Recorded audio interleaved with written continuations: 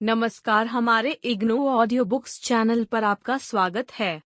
इंदिरा गांधी राष्ट्रीय मुक्त विश्वविद्यालय सतत शिक्षा विद्यालय प्रमाण पत्र कार्यक्रम खाद्य और पोषण में प्रमाण पत्र CFN 1 आप और आपका भोजन ब्लॉक 4 खाद्य पदार्थों के चयन और तैयार करने की प्रक्रिया ली। इकाई 20 पेय पदार्थों का चयन, उन्हें बनाने के तरीके और उनकी पौष्टिकता। हमारे शरीर के पानी की जरूरतों को पूरा करने के लिए पेय पदार्थ बहुत आवश्यक है। इनसे कुछ पोषक तत्व भी प्राप्त होते हैं। इस इकाई में हम विभिन्न पेय पदार्थों की पौष्टिकता व उन्हें बनाने के तरीकों के बारे में चर्चा करेंगे।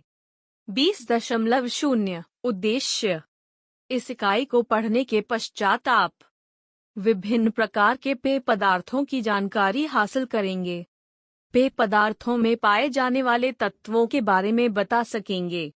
विभिन्न पेय पदार्थ बनाने की विधियां जानेंगे और यह बता सकेंगे कि इन पेय पदार्थों का हमारे आहार में क्या योगदान है। 20.1 प्रस्तावना। यह तो सभी जानते हैं कि शरीर के कई कार्यों के लिए पानी की आवश्यकता होती है। इस आवश्यकता की पूर्ति हम पानी पीकर करते हैं। हम विभिन्न पदार्थों जैसे चाय, रस, मिल्क शेक इत्यादि के रूप में भी पानी ग्रहण करते हैं। ये पेय पदार्थ न केवल हमारी पानी की आवश्यकताओं को पूरा करते हैं, बल्कि कई अन्य कार्य भी करते हैं। एक गिलास ठंडा शरबत पीने के बाद क्या आप ताजगी महसूस नहीं करते? एक कप गर्म चाय पीकर क्या आपकी थकान कम नहीं हो जाती? इन पदार्थों को गुणों के आधार पर 3 श्रेणियों में बांट सकते हैं। पेय पदार्थ। उत्तेजना प्रदान करने वाले पेय पदार्थ, ताजगी देने वाले पेय पदार्थ, फलों का जूस। पौष्टिकता देने वाले पेय पदार्थ। उत्तेजना प्रदान करने वाले पेय पदार्थ हमारे नाड़ी तंत्र को उत्तेजित करते हैं। इन्हें पीने से हमारी थकान दूर जाती है और हम फिर से चुस्त हो जाते हैं। चाय और कॉफी में थीन और कैफीन नामक तत्व होते हैं जो उत्तेजना प्रदान करते हैं। फलों के जूस आदि पदार्थों को पीने से हम ताजगी का अनुभव करते हैं। डंडा। पौष्टिकता देने वाले पेय पदार्थ हमें कुछ पोषक तत्व भी प्रदान करते हैं। दूध से बने अधिकतर पेय पदार्थ जैसे मिल्क शेक आदि इसी श्रेणी में आते हैं। बोध प्रश्न 1। नीचे कुछ पेय पदार्थों के नाम दिए गए हैं। बताइए इनमें से कौन से पदार्थ उत्तेजित करने वाले हैं, कौन से ताजगी देने वाले और कौन से पौष्टिकता प्रदान करने वाले। डंडा।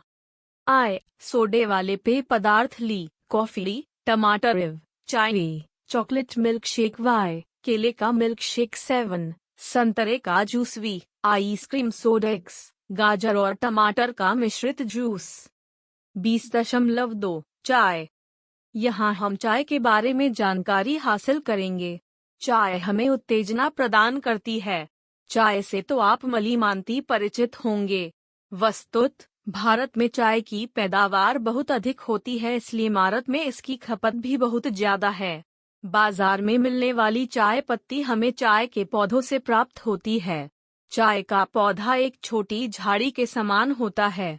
समय समय पर इसकी काट छांट करते रहने से इसमें नई पत्तियां निकलती रहती है। इन छोटी छोटी कोमल पत्तियों को तोड़ लिया जाता है। बसंत के मौसम में या गर्मी के शुरू में तोड़ी गई पत्तियां गर्मियों या सर्दियों में तोड़ी गई पत्तियों की अपेक्षा बेहतर होती हैं। 20.2.1 चाय की विभिन्न किस्में। चाय की पत्तियों को तोड़ने के बाद बाजार में भेजने से पहले कई प्रक्रियाओं से गुजरना पड़ता है और इसी आधार पर चाय की विभिन्न किस्में बनती है। काली चाय के बारे में हम सभी अच्छी तरह जानते हैं। इससे बनी चाय का रंग गाढ़ा भूरा होता है। इसमें कड़वाहट कम होती है और इसकी महक अच्छी होती है। बाजार में अक्सर जो चाय मिलती है उसमें कई प्रकार की चाय का मिश्रण होता है। कई देशों में काली चाय के अलावा हरी चाय का इस्तेमाल भी किया जाता है।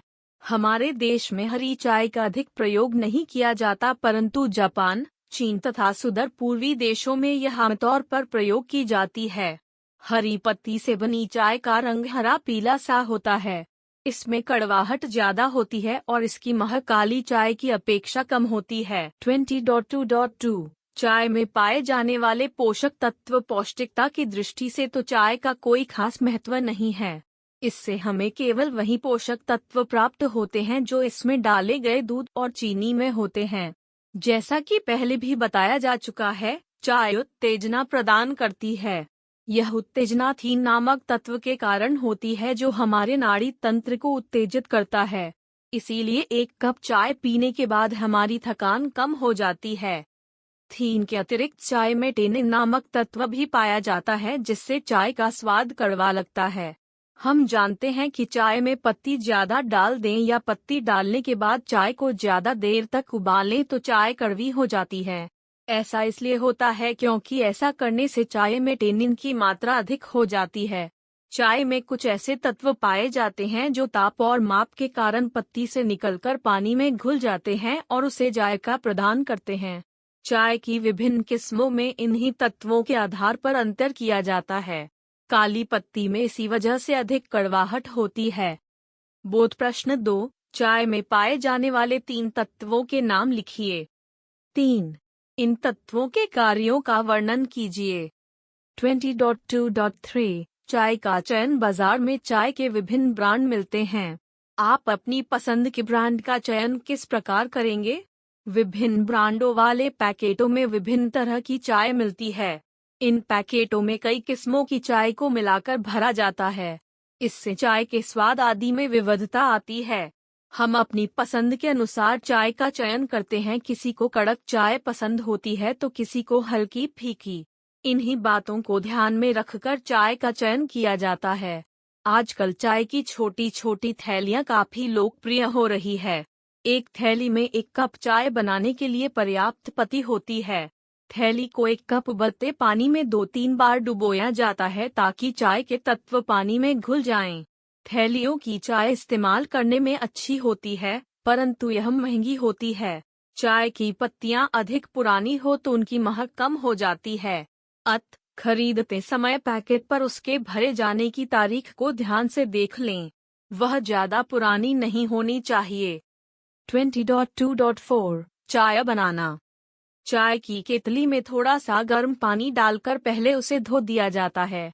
इससे केतली थोड़ी गर्म हो जाती है। फिर केतली में आवश्यकता अनुसार चाय की पत्ती डालकर ऊपर से उबलता हुआ पानी डाल दिया जाता है। आमतौर पर 1 कप चाय बनाने के लिए 1 छोटा चम्मच चाय की पत्ती प्रयोग की जाती है। डंडा फिर इसे थोड़ी देर के लिए ढक दिया जाता है ताकि चाय में उपस्थित तत्व पानी में घुल जाएं। यदि आप कड़क चाय पसंद करते हैं तो इसे केतली में कुछ ज्यादा समय के लिए रखें और यदि हल्की चाय पीना चाहते हो तो कुछ कम समय के लिए रखें। जैसा कि पहले भी बताया जा चुका है, यदि चाय की पत्ती डालकर पानी को अधिक उबाला जाए या फिर पत्ती को उबलते पानी में अधिक समय तक रहने दिया जाए तो चाय की कड़वाहट बढ़ जाती है, क्योंकि इससे चाय में उपस्थित टेनिन अधिक मात्रा में पानी में घुल जाते हैं। 20.3 कॉफी। कॉफी भी हमारे देश में काफी लोकप्रिय है, विशेषकर दक्षिण भारत में। कॉफी हमें एक सदाबहार पौधे की फलियों से प्राप्त होती है। हरी फलियों में कॉफी की महक बहुत कम होती है। इन फलियों को भूना जाता है। जैसे जैसे इन फलियों को भूनते जाते हैं उनमें कॉफी की महक बढ़ती है। फलियों को भूनने के लिए लगने वाले समय पर ही कॉफी की महक व रंग निर्भर करते हैं। 20.3.1 कॉफी में पाए जाने वाले पोषक तत्व। चाय की भांति कॉफी से भी हमें कोई विशेष पोषक तत्व नहीं मिलते। हाँ, कॉफी से कुछ मात्रा में नाइयोसिन नामक विटामिन अवश्य मिलत है। मानसिक तनाव की स्थिति में हम कॉफी का अधिक प्रयोग करते हैं, जैसे कि छात्र परीक्षा के दिनों में कॉफी ज्यादा पीते हैं। चाय की भांति ही कॉफी भी नाड़ी तंत्र को उत्तेजित करती है। कॉफी में उत्तेजना पैदा करने वाला तत्व कैफीन है। कैफीन के अतिरिक्त इसमें भी टेनिन भी होता है, किंतु कम मात्रा में। कॉफी में महक देने वाले तत्व भी होते हैं, परंतु यदि इसे अधिक देर तक उबाला जाए या बहुत तेज आंच पर उबाला जाए तो ये तत्व कुछ हद तक नष्ट हो जाते हैं। बोध प्रश्न 4 निम्नलिखित में से कॉफी में कौन कौन से तत्व पाए जाते हैं? सही उत्तर पर निशान लगाएं। आई थीनली महक देने वाले तत्व। ली कैफिनिव टेनिन। वी कड़वाहट देने वाले तत्व। 20.3.2 कॉफी का चयन। आजकल धातु के डिब्बों या शीशे की बोतलों में मिलने वाला कॉफी पाउडर बहुत लोकप्रिय है। यह कॉफी का मिश्रण होता है। इस प्रकार की कॉफी का चयन आपकी अपनी पसंद नापसंद पर निर्भर करता है। ताजा पिसा हुआ कॉफी पाउडर निम्नलिखित रूपों में उपलब्ध होता है। मोटा पिसा हुआ, यह कॉफी को छानकर बनाने के लिए उपयुक्त होता है। कम महीन पिसा हुआ, यह परकोलेशन के लिए उपयुक्त होता है। इस प्रकार आप अपनी पसंद नापसंद और कॉफी बनाने के तरीके के अनुसार कॉफी का चयन कर सकते हैं। 20.3.3 कॉफी बनाना। बढ़िया कॉफी तैयार करने के लिए घर पर ताजा पिसा हुआ पाउडर ही अच्छा रहता है, लेकिन आजकल अधिकांश लोग बाजार में उपलब्ध कॉफी पाउडर इस्तेमाल करना अधिक पसंद करते हैं, क्योंकि इसे बनाना आसान होता है। कॉफी बनाने के लिए निम्नलिखित में से कोई भी तरीका इस्तेमाल कर सकते हैं। 1. परकोलेशन, प्रिकलेशन। इस विधि में कॉफी परकलेटर का प्रयोग किया जाता है। ऊपर के हिस्से में कॉफी पाउडर रख दिया जाता है और उबलते हुए पानी को नीचे से एक नली के द्वारा ऊपर के स्मा की ओर धकेला जाता है। इस प्रकार गर्म पानी कॉफी पाउडर पर से उस समय तक कई बार गुजारा जाता है जब तक पारदर्शी पेय तैयार न हो जाए। इस प्रक्रिया को करने का समय इस बात पर निर्भर करता है कि आपको कॉफी कितनी कड़क चाहिए।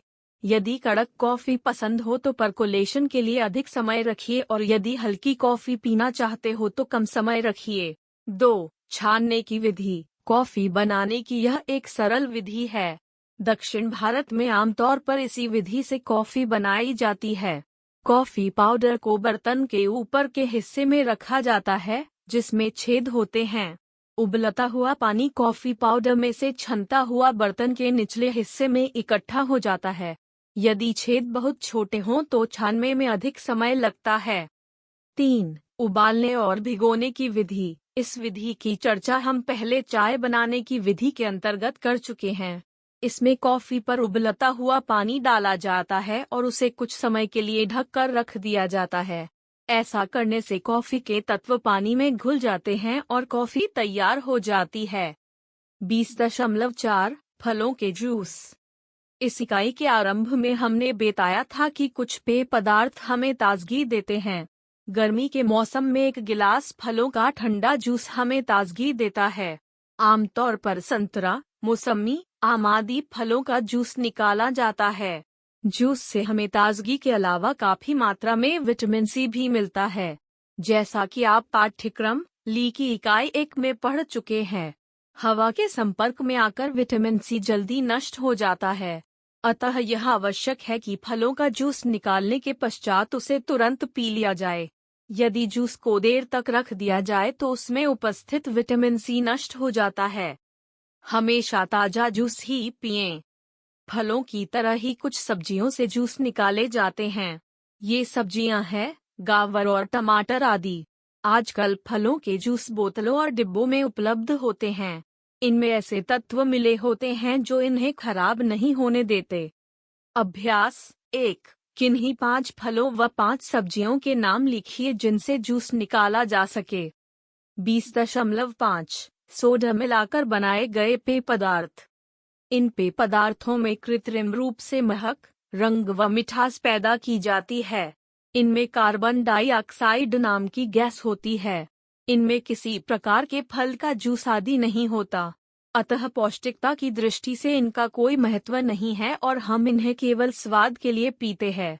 यदि हम इनके स्थान पर ताजे फलों या सब्जियों का जूस पिएं तो वह ज्यादा स्वास्थ्यवर्धक होगा। ये कृत्रिम पेय पदार्थ महंगे भी होते हैं। अभ्यास 2. 1 गिलास टमाटर का जूस निकालिए। इसमें हुए खर्च की तुलना सोडा मिलाकर बनाए गए किसी पेय पदार्थ की बोतल 250 मिस्टर ली के दाम से कीजिए। 20.6 दूध से बने पेय पदार्थ। मिल्क शेक, आइसक्रीम, सोडा आदि दूध से बने सभी पदार्थ पौष्टिक होते हैं। इकाई 15 में आप पढ़ चुके हैं कि दूध एक पौष्टिक आहार है। इसमें प्रोटीन, कैल्शियम, विटामिन ए और डी अच्छी मात्रा में पाए जाते हैं। इन पेय पदार्थों को बनाने में दूध के अतिरिक्त फल और चीनी आदि कुछ अन्य चीजें भी डाली जाती हैं जिससे इनकी पौष्टिकता बढ़ जाती है। मिल्क शेक आमतौर पर दूध, चीनी व किसी भी फल को मिलाकर बनता है और आइसक्रीम सोडा में ईव आइसक्रीम और सोडा मिलाया जाता है। बोध प्रश्न 3। नीचे कुछ पेय पदार्थों के नाम दिए गए हैं। बताइए इनमें से कौन से उत्तेजित करने वाले, कौन से ताजगी देने वाले और कौन से पौष्टिकता देने वाले हैं। 1. सोडे वाले पेय पदार्थ। L coffee. री टमाटर का जूस। इव चाय। V chocolate milkshake. Y केले का मिल्क शेक। 7. संतरे का जूस। 7. Ice cream soda. X. गाजर और टमाटर का मिश्रित जूस।